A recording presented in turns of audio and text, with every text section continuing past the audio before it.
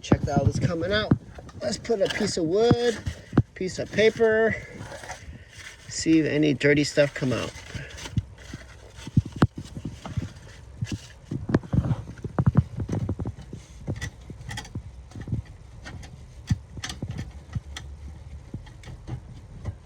Ooh.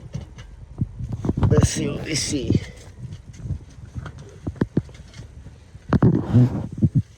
Some sludge, some debris,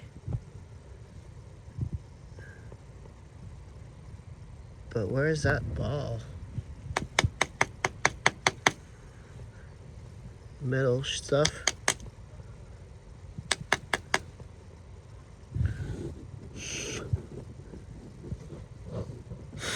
Well, it's open both ways. It's just a three-way switch. That might not be my check valve.